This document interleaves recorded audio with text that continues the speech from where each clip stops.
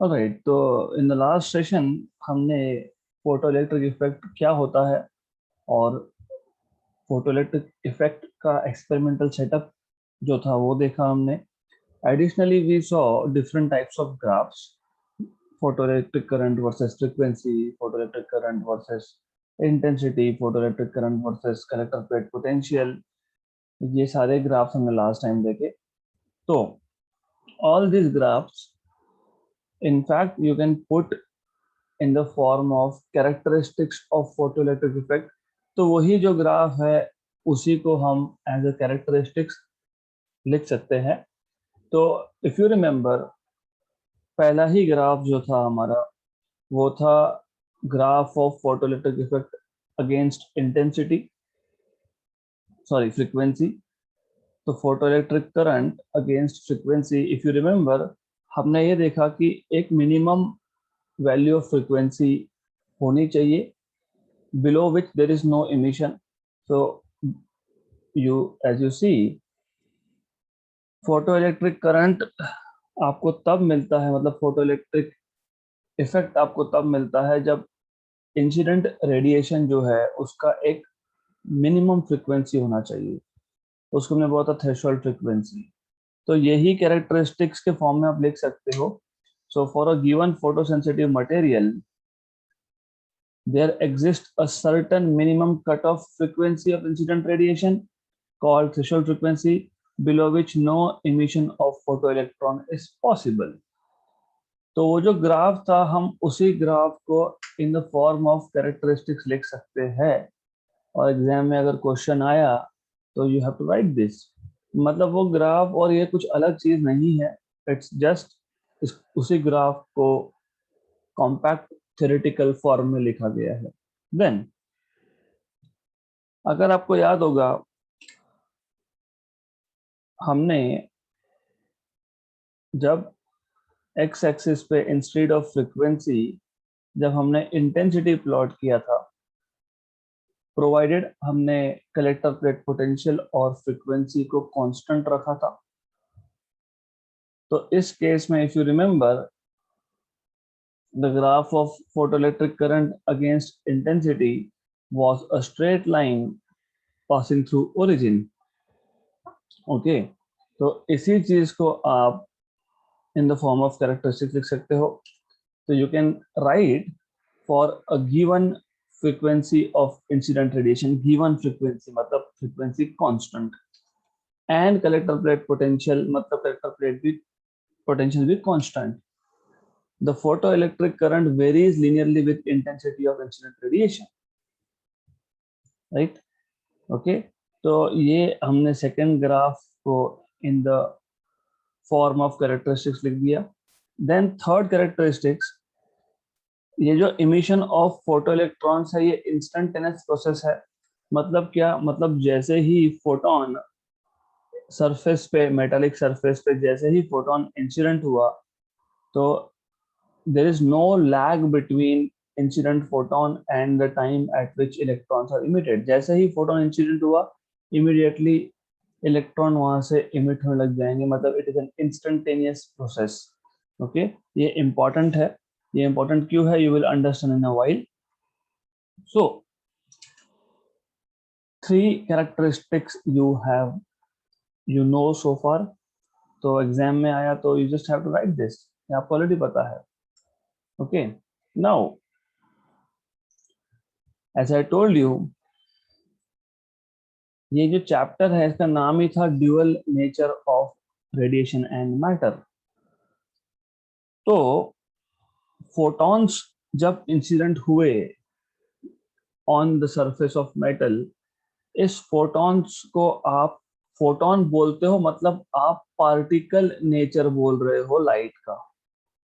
The moment you से photons, you are saying that light consists of small packets of energy, and these packets behave as particle, right? तो photon ये word ही आपको बता रहा है कि you are treating light as particle and not as a wave। okay? तो अगर हम लोग फोटॉन्स को, रेडिएशन को एज अ वेव ट्रीट करते तो फोटो इलेक्ट्रिक इफेक्ट हम एक्सप्लेन कर ही नहीं सकते थे। क्यों नहीं कर सकते थे? तो जो फेल्यूर्स है, one by one we will list it out here. Okay, and sorry because there's a lot of theory, तो इस बार मैंने पहले ही सब रेडी करके रखा है, so I'll just have to explain you and then read it out for you, क्योंकि it is not possible in a revision class to write everything again, पूरा theory है। Okay, तो जैसे मैंने बताया, ये जो इमिशन ऑफ फोटो इलेक्ट्रॉन्स होता है ये इंस्टेंटेनियस प्रोसेस है, राइट? पर अगर आप एज अ वेव ट्रीट करते हो तो उस केस में क्या होगा? एग्जाम्पल मान लो कि इलेक्ट्रॉन को फ्री होने के लिए 10 eV एनर्जी की जरूरत है, मान लेते हैं, और फोटोन के पास 2 eV एनर्जी मान लेते हैं, 2 eV, 3 eV, 4 eV जो भी होगा, जस्ट फॉर एन एग्जाम्पल। तो according to wave theory of light, जब तक 10 eV एनर्जी जमा नहीं होता, एक्यूमुलेट नहीं होता, तब तक फोटो इलेक्ट्रॉन्स इमिट नहीं होंगे। इसका मतलब ये है that radiation of any energy can actually give you emission of photoelectron, but पहले 2 eV आई एनर्जी, फिर 2 eV, फिर 2 eV, फिर 2 eV, ऐसा करके 10 eV तक जमा करेगा एनर्जी पहले, and then electron will be emitted, right? मतलब there is lag between, delay between incident photon and emission of photoelectron, which we saw is not true। हमने देखा अगर फोटोन का एनर्जी जितना एनर्जी रिक्वायर्ड है इलेक्ट्रॉन को free करने के लिए, मतलब वर्क फंक्शन, उससे कम है तो इमिशन होगा ही नहीं, राइट? अगर फोटोन का energy, required energy to free electron जितना या उससे ज्यादा है तो ही इमिशन होगा, only in that case emission is possible. Okay, तो this is one of the failure. So wave theory predicts that emission of photoelectrons is not an instantaneous process. The metal surface requires reasonable time, from few minutes to few hours, to collect, to accumulate sufficient energy to free electron from the surface of metal. Okay, दूसरा failure ये है, it tells you, wave theory tells you, greater the intensity of incident radiation, less is the time required। मतलब जितना ज्यादा intensity होगा उतना कम time लगेगा, which is not correct। okay, then also wave theory आपको ये बताता है, अगर इंसिडेंट जो लाइट है उसका इंटेंसिटी अगर ज्यादा होगा तो इलेक्ट्रॉन्स का एक्सपेक्टेड काइनेटिक एनर्जी भी ज्यादा होगा। मतलब ये मेरे पास जो इंसिडेंट लाइट है उसका इंटेंसिटी बढ़ा दिया। इंटेंसिटी बढ़ाना मतलब मैं आपको पहले बता चुका हूं। The meaning of increasing intensity is that you are increasing number of photons, right? तो हमको ऑलरेडी पता है कि नंबर ऑफ फोटॉन्स बढ़ने से नंबर ऑफ इलेक्ट्रॉन्स ज्यादा इमिट होने वाले हैं, पर हर एक इलेक्ट्रॉन का काइनेटिक एनर्जी फिक्स कांस्टेंट रहने वाला है। क्यों? मैंने बताया था, मान लेते हैं 10 eV is the amount of energy required to free electron, और फोटोन के पास अगर 11 eV का एनर्जी है तो हर एक इलेक्ट्रॉन के पास 1 eV का काइनेटिक एनर्जी होगा। मैंने नंबर ऑफ फोटॉन्स बढ़ाए तो नंबर ऑफ इलेक्ट्रॉन्स बढ़ेंगे, but each electron will still have same amount of kinetic energy, क्योंकि ये 5 फोटॉन ने 5 इलेक्ट्रॉन को फ्री किया। पांचों फोटॉन के पास 11 eV, 11 eV, 11 eV, 11 eV energy था। इलेक्ट्रॉन को फ्री होने के लिए 10 eV चाहिए, तो 5 फोटॉन ने 10 eV स्पेंड कर दिया इलेक्ट्रॉन को फ्री करने के लिए, और 1 eV कहाँ गया? तो इलेक्ट्रॉन लेके गया in the form of kinetic energy.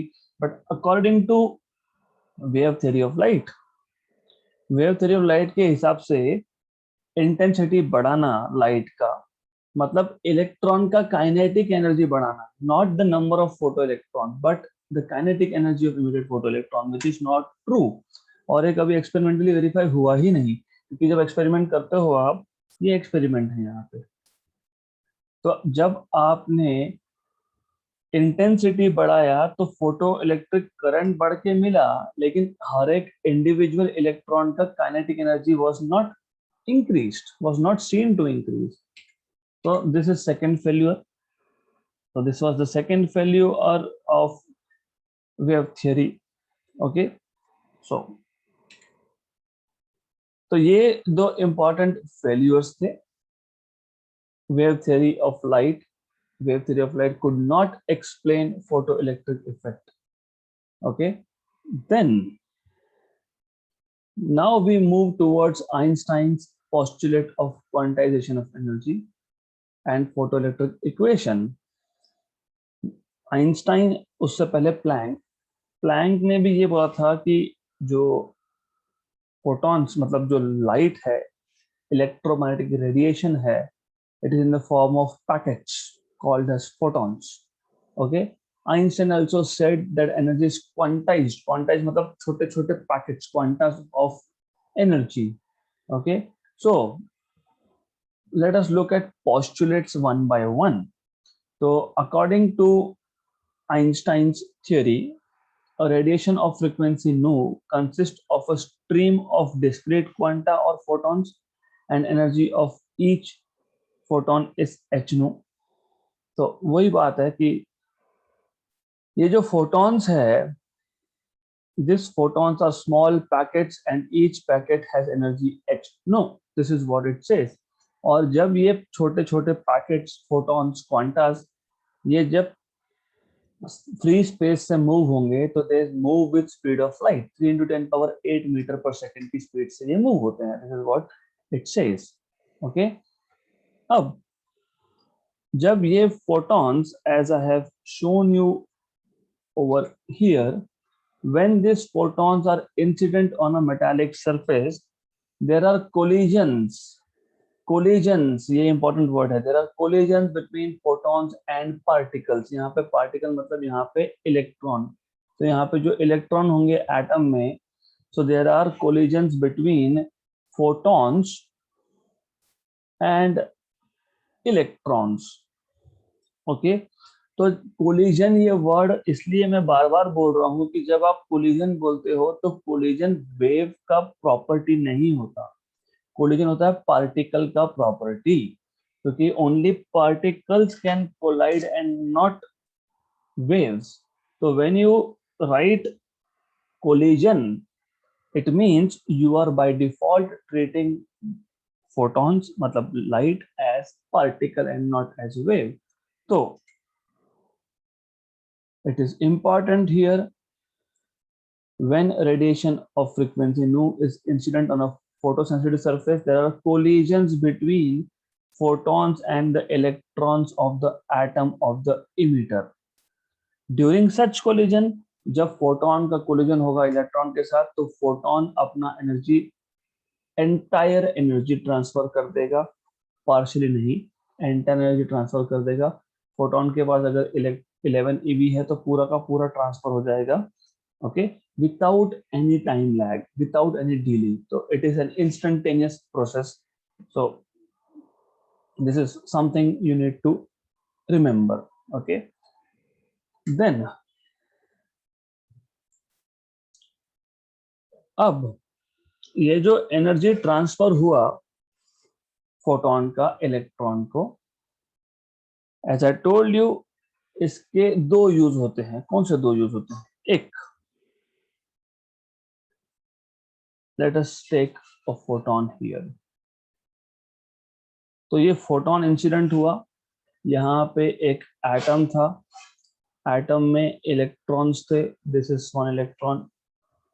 So the energy of photon is basically used in two different ways. One, to free electron from the metal surface. Okay, second,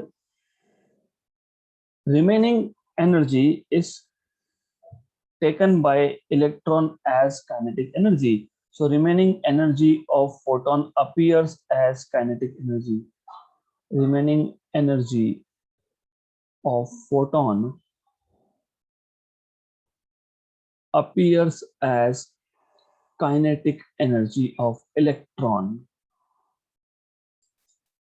So again, that same example I will take. If 11 eV is the energy available with photon, and if 10 eV is the energy required by electron to free from metal surface, then 1 eV energy will be taken away by electron in the form of kinetic energy. ये जो energy required होता है by electron to free itself from metal surface is called as work function phi. Okay, so the amount of energy required by an electron to free from metal surface is called as its work function, and this is kinetic energy Ke. So h nu ये photon का energy था. It is used to free electron plus remaining appears as kinetic energy. तो ये जो equation बना इसको आप बोलते हो photo electric equation, Einstein's photo electric equation. So see here, the energy absorbed h nu by electron from photon is used in two ways. A part of energy is used in liberating, मतलब free करने के लिए, liberating the electron from the surface.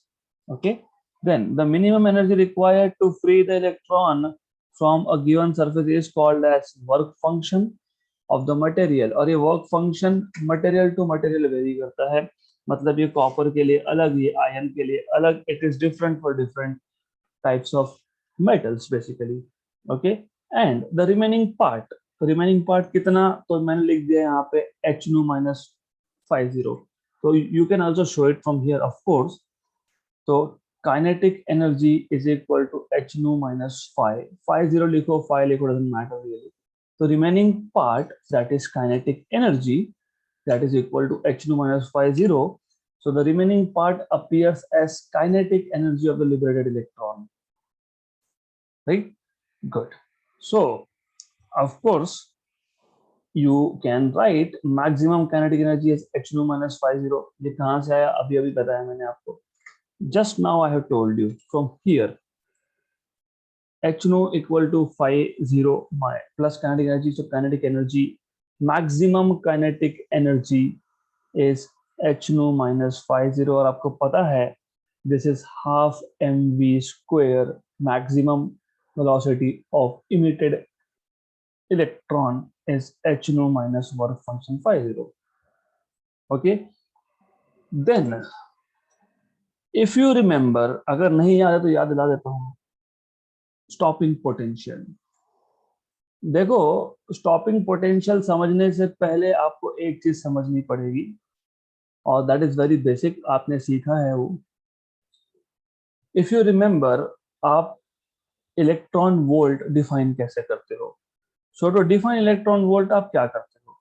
आप बोलते हो एक electron ले लो, उस इलेक्ट्रॉन, वो इलेक्ट्रॉन रेस्ट पे है, उस इलेक्ट्रॉन को एक पोटेंशियल डिफरेंस में रख दो.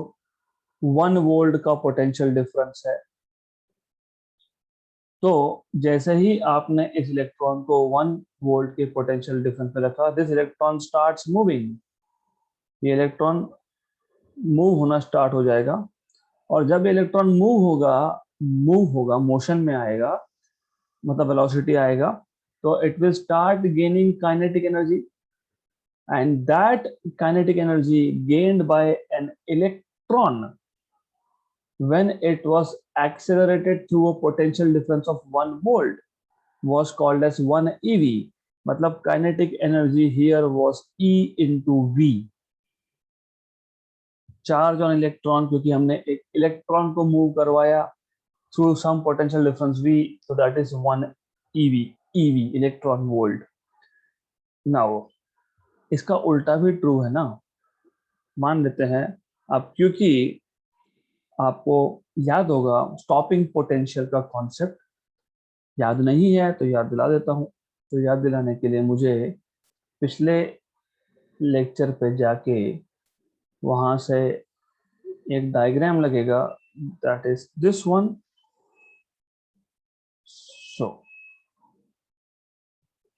we were here. Okay, so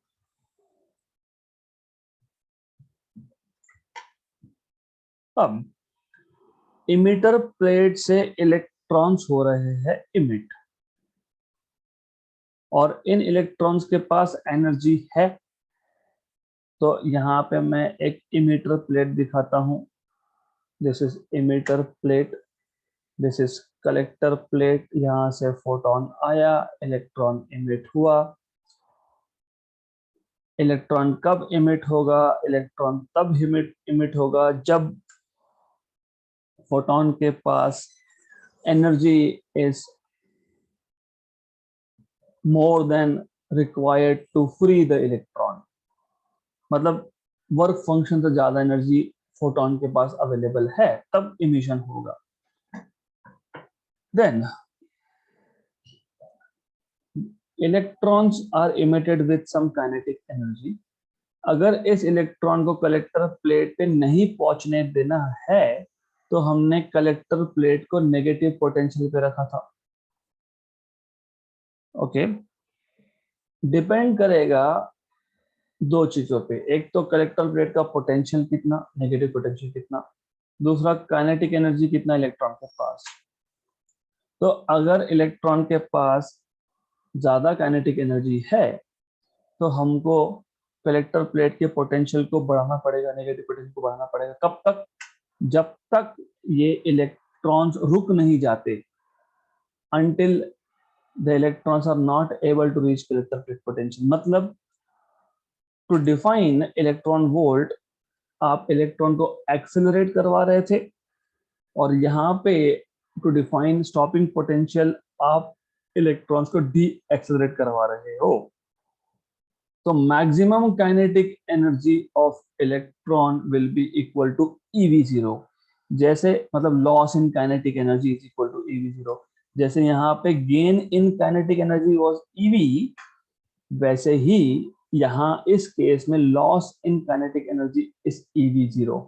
सिर्फ डिफरेंस इतना ही है कि इस केस में आप इलेक्ट्रॉन को एक्सेलरेट करवाते हो, और in case of stopping potential आप उसको डी एक्सेलरेट करवाते हो। So for stopping potential loss in kinetic energy is EV0। तो kinetic energy Ke max or half mv max square can be written as EV0। so EV0 equal to h nu minus phi 0, ऐसा लिख सकते हो आप। Okay, तो यही यहाँ पे इक्वेशन में लिखा है, और ये ऊपर मेंशन किया है मैंने दैट ये इक्वेशन कहाँ से आया। अभी अभी आपको बताया मैंने कहाँ से आया। तो therefore you can have EV0 equal to h nu minus phi 0। now if you look at equation 1, 2 and 3, equation 1 और 2 बता देता हूँ आपको मैं। equation 1 is maximum kinetic energy equal to h nu minus phi 0। equation 2 is half mv max square equal to h nu minus phi 0। equation 3 is EV0 equal to h nu minus phi 0। ये तीनों के तीनों equation जो है इसको Einstein's photoelectric equation बोलते हैं, right. Now ये जो ऑब्जर्व्ड कैरेक्टरिस्टिक्स थे, अगर आपको याद है, आज का चैप्टर ही वहां से, आज का लेक्चर ही वहां से स्टार्ट किया हमने, from characteristics of photo electric effect. क्या था पहला कैरेक्टरिस्टिक्स? हमने ये बोला कि if you look at graph of photo electric current and frequency nu, तो हमको एक पर्टिकुलर फ्रीक्वेंसी के बाद ही इमिशन मिलता है। थ्रेशोल्ड फ्रीक्वेंसी के बाद ही फोटो इलेक्ट्रिक करंट मिलता है, उससे पहले नहीं मिलता। क्यों नहीं मिलता? क्योंकि अगर 10 EV रिक्वायर्ड है फ्री करने के लिए, और फोटोन के पास एनर्जी 7 EV है, तो कहाँ से इमिशन होगा? नहीं होगा। फोटोन का एनर्जी मतलब h नो। तो आप फ्रीक्वेंसी बढ़ाओगे मतलब आप एनर्जी बढ़ाओगे। जब तक फोटोन का एनर्जी 10 EV नहीं होता, इलेक्ट्रॉन इमिट नहीं होंगे। That is why you don't get any emission up to threshold frequency. Good. Now ये जो कैरेक्टरिस्टिक्स है that you don't get any emission until the value of frequency is threshold frequency, ये characteristic आप Einstein photoelectric equation से भी समझा सकते हो।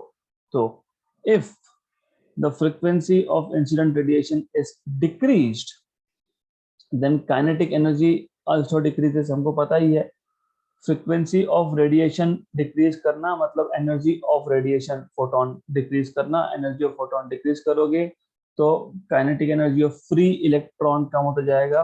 फिर एक पॉइंट ऐसा भी आएगा कि फोटोन के पास 10 eV और इलेक्ट्रॉन को फ्री होने के लिए भी 10 eV, मतलब इलेक्ट्रॉन फ्री तो हो गया लेकिन इलेक्ट्रॉन के पास काइनेटिक एनर्जी नहीं है। So photon had the bare minimum energy required to free electron. तो that is by definition that frequency is called as threshold frequency।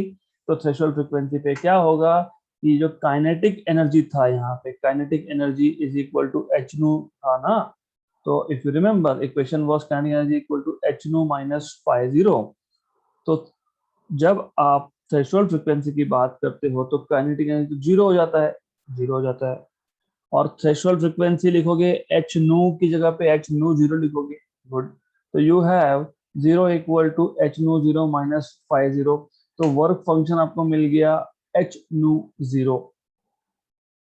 तो अब ये जो वर्क फंक्शन फाइव जीरो है ये इसकी जगह पे हम आगे से इक्वेशन में h times of threshold frequency लिखेंगे। So here we go, kinetic energy was equal to h nu minus work function, but work function is h nu zero। तो अब मैं राइट हैंड साइड से h कॉमन निकाल लूंगा तो nu minus nu zero. तो ये आ गया आपके पास equation for kinetic energy of emitted electron. अब इसमें अलग अलग केसेस है। अगर इंसिडेंट फ्रीक्वेंसी थ्रेशोल्ड फ्रीक्वेंसी से ज्यादा है तो as you see incident frequency nu अगर ये थ्रेशोल्ड से ज्यादा है तो इमिशन मिलने वाला है ना, और इमिशन तो मिलेगा लेकिन electrons are emitted with some kinetic energy, तो यही हमने यहाँ पे मेंशन किया है। इफ नो मतलब frequency is greater than threshold frequency, photo electrons are emitted with some velocity some kinetic energy. If nu equal to nu zero मतलब photon के पास सिर्फ उतना ही एनर्जी है जितना इलेक्ट्रॉन को फ्री करने के लिए लगता है। So if nu is equal to nu zero that means photo electrons are emitted but without any kinetic energy मतलब without any velocity.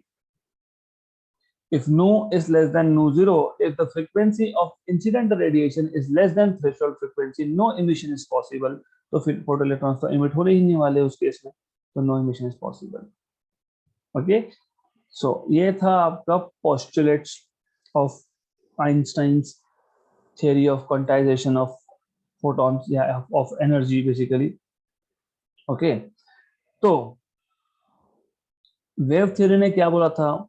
Wave theory ने आपको ये बताया था कि इंटेंसिटी बढ़ाना, increase in intensity means more energy means electrons are emitted with more kinetic energy, but in reality हमने जब ग्राफ प्लॉट किया था मैंने आपको बताया था कि increasing the intensity of light means increasing number of photons but energy of each photon is constant। so Einstein theory भी यही बताता है। According to quantum theory a more intense beam contains a greater number of photon। Okay, this implies more number of collisions। Intensity बढ़ने का मतलब ज्यादा energy overall नहीं होता है। Wave theory was incorrect because wave theory के हिसाब से ज्यादा इंटेंसिटी मतलब इमिटेड फोटो इलेक्ट्रॉन्स का ज्यादा kinetic energy, but according to quantum theory more intense beam मतलब more number of photons of the same energy, which means more number of collisions and which means more number of photoelectrons। okay, तो also from photoelectric equation हमको पता है work function phi 0 for a given surface is constant। जैसे मैंने बताया copper के लिए अलग और कांस्टेंट वैल्यू, आयन के लिए अलग constant value, Hence, kinetic energy of photoelectron increases with increase in frequency and not with increase in intensity. तो जब तक आप इंसिडेंट फोटोन का फ्रीक्वेंसी नहीं बढ़ाते हो तब तक इमिटेड इलेक्ट्रॉन्स का काइनेटिक एनर्जी नहीं बढ़ने वाला. Okay, so also according to wave theory, मैंने आपको बताया, मैं वापस बता देता हूँ. वेव थ्योरी का अजम्पशन क्या था? ये था कि अगर 10 EV एनर्जी रिक्वायर्ड है फ्री करने के लिए, और अगर पर सेकेंड, हर एक सेकेंड में 2 EV एनर्जी इंसिडेंट हो रहा है, तो 5 सेकेंड के बाद टोटल एनर्जी कितना कलेक्ट होगा? 10 EV. तो 5 सेकेंड के बाद टोटल 10 EV एनर्जी जमा होने के बाद, एक्यूमुलेट होने के बाद, एक इलेक्ट्रॉन फ्री होगा. तो वेव थ्योरी के हिसाब से ये जो प्रोसेस है फोटो इलेक्ट्रिक इमिशन का, ये इंस्टेंटेनियस नहीं है. तो होता क्या है कि मेटल एनर्जी कलेक्ट करते रहता है. जब तक सफिशिएंट एनर्जी नहीं हो जाती इलेक्ट्रॉन को फ्री करने के, तब तक इमिशन नहीं होगा. This is wave theory assumption. Einstein का जो अजम्पशन था, जो लेटर ऑन सही प्रूव भी हुआ, photo electric emission is instantaneous process. जैसे ही लाइट इंसिडेंट हुई और अगर लाइट के पास सफिशिएंट एनर्जी है इलेक्ट्रॉन को फ्री करने के लिए, तो immediately without any delay there will be emission of photoelectrons, right? Okay, so now we are heading towards last topic of this chapter, which is wave particle duality. Wave particle duality of matter basically. तो अब तक हमने क्या prove किया? हमने ये prove किया कि जो रेडिएशन है उसका वेव नेचर भी है. वेव नेचर कब प्रूव होता है? In phenomena like polarization, interference, diffraction, है ना. ये सारे के सारे, रिफ्लेक्शन, रिफ्रैक्शन, ये सारे के सारे जो कॉन्सेप्ट्स है, पोलराइजेशन, डिफ्रैक्शन, इंटरफेरेंस, ये सारे के सारे वेव नेचर बताते हैं रेडिएशन का. और photo electric effect, Compton effect, ये पार्टिकल नेचर बताते हैं रेडिएशन का. तो रेडिएशन का ड्यूअल नेचर हो गया, है ना. तो de Broglie said nature loves symmetry. मतलब नेचर में जो भी होता है वो बायस्ड नहीं होता है, वो सिमेट्रिकल होता है. मतलब रेडिएशन का अगर ड्यूअल नेचर हो सकता है, अगर radiation under some case can behave as wave and under some case can behave as particle, तो मैटर का भी ऐसा होना चाहिए. This is what de Broglie said. So according to de Broglie hypothesis, so de Broglie के हिसाब से matter also behaves as wave with wavelength h upon p. मतलब एक मूविंग पार्टिकल के साथ वेव एसोसिएटेड होगा. So any moving particle will have a wave associated with it, and whose wavelength is given by h upon p, where p is momentum, so h upon mv, right? So this is what de Broglie said. Then special case is of electron in an orbit. तो इसका मतलब अगर कोई electron एक orbit में है, तो there is a wave associated with moving electron. मतलब electron in any Bohr orbit is actually a wave and not a particle. Okay, इसलिए फिर हम प्रोबेबिलिटी की बात करते हैं. तो anyways I will not go into that mathematical treatment, but you should know electron when revolves in an orbit behaves as a wave and not as a particle, and this wave make standing wave structure आपको याद होगा stationery wave, standing wave क्या था, formation of loops. तो you should no this. Electron when in an orbit is wave and it makes stationary loops, standing waves.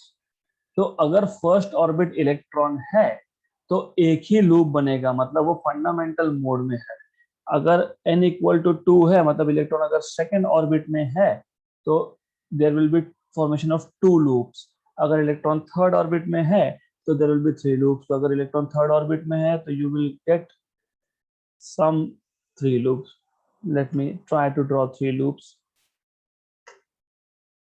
एक थोड़ा difficult जाता है because it's little weird to draw this. तो anyways, जो भी है मैंने 4 लूप बताए यहाँ पे, 4 5 जो भी हो गए, 1 2 3 4 5. Pardon me for my drawing, I'm not very good at it, but anyways, 5 loop मतलब ये n equal to 5 fifth orbit electron है. सिक्स्थ ऑर्बिट इलेक्ट्रॉन होगा तो 6 लूप होंगे. तो electron while orbiting around the nucleus behaves as if it is a wave and not a particle. So if it is a wave, अगर ये wave है तो उस केस में, well by the way you should know kinetic energy of electron. मैं उसको ए से denote करता हूँ. That is half mv square, where v is Bohr velocity of electron in its nth orbit. क्योंकि हमने देखा कि वेलोसिटी ऑफ इलेक्ट्रॉन भी ऑर्बिट के हिसाब से चेंज होता है, वो अगले चैप्टर में होगा. But in any case moving electron has kinetic energy half mv square. तो मैं क्या करूंगा, मैं मास से मल्टीप्लाई डिवाइड कर लूंगा, तो मुझे मिल जाएगा E equal to mv is momentum, तो p square by 2m. Therefore मुझे मिल जाएगा p square equal to 2me, मतलब मुझे मिल जाएगा p is equal to under root of 2me. Okay, therefore wavelength of electron, तो ये केस ऑफ इलेक्ट्रॉन है, तो wavelength of electron in n orbit is h upon momentum. Momentum here is h upon under root of 2me. Okay, है ना? Why? Because momentum is root of 2me. अब अगर आपको याद है, क्या याद है, ईवी का डेफिनेशन क्या था? ईवी का डेफिनेशन, इलेक्ट्रॉन रेस्ट पे था, हमने इसको एक पोटेंशियल डिफरेंस में रख दिया, तो kinetic energy gained by electron was EV. तो फिर मैं लिख सकता हूँ यहाँ पे E की जगह पे EV, h upon under root of 2me v. Right, ये स्पेसिफिकली इलेक्ट्रॉन का केस है. ओके, इलेक्ट्रॉन का केस है. मैं बार बार इसलिए बोल रहा हूँ क्योंकि ये गलती हो जाती है बाद में. तो अगर आप h की value 6.62 into 10 power minus 34, mass of electron 9 into 10 power minus 31, charge on electron 1.6 into 10 power minus 19, ये सब सब्स्टिट्यूट करते हो आप, तो आपको मिल जाता है 12.27 upon under root of v, क्योंकि वोल्टेज हमको पता नहीं, कितना पोटेंशियल डिफरेंस का पता नहीं, angstrom. So this is the wavelength of electron. मैं बार बार बोल रहा हूँ electron, the wavelength of electron, not proton, not neutron. Neutron तो हो ही नहीं सकता, न्यूट्रॉन न्यूट्रल है, तो वो पोटेंशियल डिफरेंस लगा दो 10,000 वोल्ट का, वो मूव होगा ही नहीं. क्यों नहीं मूव होगा? चार्ज नहीं है उसके ऊपर. Okay, this is for electron. In general अगर आपको लिखना है तो in general you can write down lambda is equal to h upon under root of 2m charge v. अब आप प्रोटॉन के लिए अप्लाई कर सकते हो mass of proton, charge of proton और पोटेंशियल डिफरेंस डाल सकते हो. न्यूट्रॉन के लिए कर नहीं सकते. अल्फा पार्टिकल के लिए करना है तो mass of alpha particle, charge on alpha particle कर सकते हो. Okay okay, good. So this is the end of this chapter. Last topic मैं क्विकली रिवाइज करता हूँ. डी ब्रॉगली हाइपोथेसिस, ये टॉपिक का नाम है डी ब्रॉगली हाइपोथेसिस. ये क्यों लिया? क्योंकि अगर रेडिएशन का ड्यूअल नेचर है वेव पार्टिकल, तो मैटर का भी होना चाहिए. तो any moving particle has a wavelength और a wave associated with it and whose wavelength is h upon momentum. h upon mass into velocity. अगर ऐसा है तो इलेक्ट्रॉन भी मूव होता है इन ऑर्बिट, तो जब इलेक्ट्रॉन मूव होता है इन ऑर्बिट तो it should have a wave structure. तो yes, it behaves as a stationary wave, standing wave. अगर पहले ऑर्बिट में तो एक लूप बनेगा, दूसरे ऑर्बिट में दो लूप बनेंगे, सो टू फोर्थ। तो इलेक्ट्रॉन का kinetic energy half m v square, mass से मल्टीप्लाई डिवाइड कर लिया तो पी स्क्वायर बाई 2m, तो पी स्क्वायर आ गया 2m इंटू काइनेटिक एनर्जी। ये ई टोटल एनर्जी नहीं है, ये ई काइनेटिक एनर्जी है, क्योंकि अगर आप टोटल एनर्जी बोलोगे तो उसमें पोटेंशियल एनर्जी का टर्म ऐड करना पड़ेगा। This E specifically is kinetic energy only. तो momentum under root of 2m आ गया, तो आपको मिल गया lambda E, wavelength associated with moving electron h upon p, that is h upon under root of 2m, right. तो E kinetic energy is ev, और सारे के सारे पैरामीटर्स की वैल्यू, कांस्टेंट्स की वैल्यू सब्स्टिट्यूट करोगे तो 12.27 upon under root v angstrom मिल जाएगा, wavelength of electron. In general अगर इलेक्ट्रॉन नहीं है, कोई और चार्ज पार्टिकल है, तो h upon under root of 2m3 into v। So that's the end of this particular chapter. So we will stop here for today, and tomorrow we'll start again with new chapter.